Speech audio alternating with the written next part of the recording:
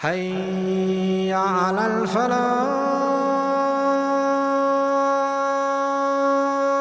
Shaitan drags you into any kind of, if you get dragged into any kind of thing from shaitan, okay? If any kind of attack comes to you from shaitan, in other words, Allah said to the messenger, ignore the ignorant, ignore these jahil people, don't deal with them. But shaitan comes to them and doesn't let them walk away. They keep following you, they stick to you, they're not letting you go, they're dragging you into a conversation you shouldn't be into, and you might end up losing your temper. And if you lose your temper, then you know that shaitan got the best of you at that time. That's the time you should immediately remember, فَاسْتَعِذْ بِاللَّهِ. Immediately ask Allah's protection of Allah from the shaitan. Because you should know, when in da'wah, when the conversation becomes heated, who's just won? Shaitan has. Huge lesson in our deen. Huge lesson. You're trying to give advice to your uncle, he says the most retarded things and it boils your blood. He says the dumbest thing in the world. He's like, where did you get that from? That's not even right. Do you know that's kufr? You can't say that. At that very moment, you know, shaitan just dragged you into something you shouldn't have dragged into. فَاسْتَعِذْ بِاللَّهِ إِنَّهُ سَمِيعٌ عَلِيمٌ. Certainly he's the all-hearing, all-knowing. إِنَّ الَّذِينَ اتَّقَوْا. Those who truly protect themselves, not just you, Prophet, not your followers too, those who protect themselves, the people of taqwa. إِذَا مَسَّهُمْ طَائِفٌ مِّنَ الشَّيْطَانِ. If a round of shaitan gets to them, a shade of shaitan, something from shaitan comes to them, some whisper, some influence, ta'if also means shadow, right? If something from the shaitan hits them a little bit, تَذَكَّرُوا, immediately they remind themselves. وَإِذَا قُرِئَ الْقُرْآنِ. When the Qur'an is being recited, فَاسْتَمِعُوا لَهُ, then listen to it carefully. Listening to it carefully requires your attention. But for the Muslim, there's an additional benefit here. When Qur'an is being recited, it's a tape playing, it's a CD, it's an MP3, it's in the background in the car, you guys are chatting. Just either shut up or turn it off. Don't have Qur'an reciting for background music. فَإِذَا قُرِئَ الْقُرْآنِ فَاسْتَمِعُوا لَهُ وَأَنْصِتُوا. Be quiet. It's a show of respect to the Qur'an. When salat is going on, jama'ah has started, it's on the microphone, Qur'an's being recited, and you're walking to the side, hey, how's it going, how you doing? No. Qur'an's being recited, man. Quiet. Don't say a word. Don't say a word. And of course the biggest training of that is when? Biggest training of Qur'an being recited and you be quiet.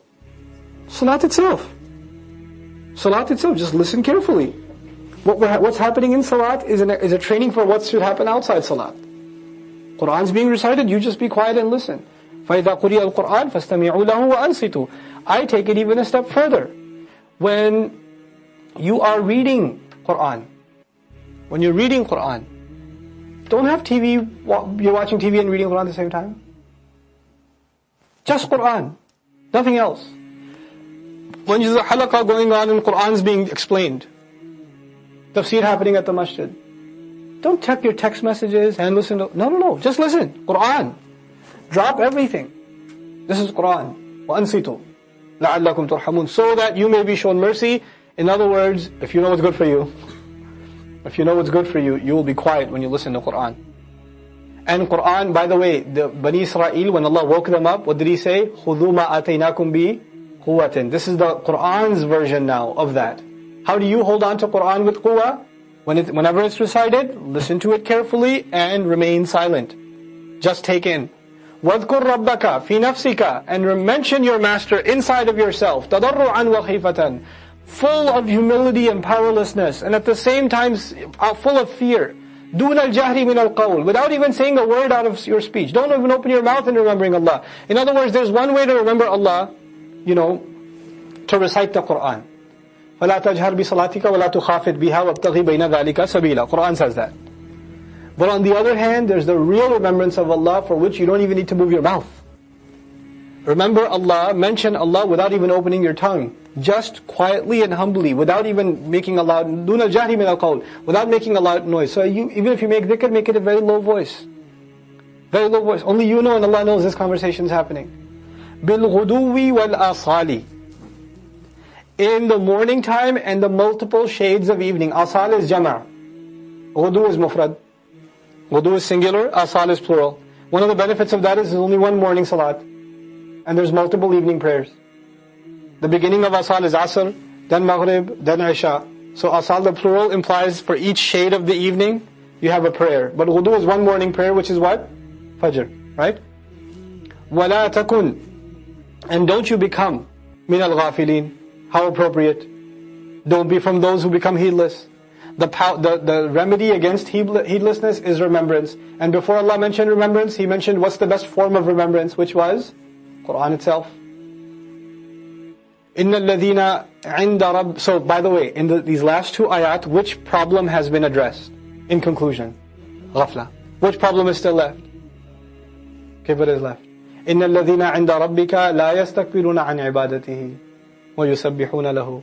Those who before your master, those who are close to your master, they're in the company of your master, they don't show any arrogance in worshipping him.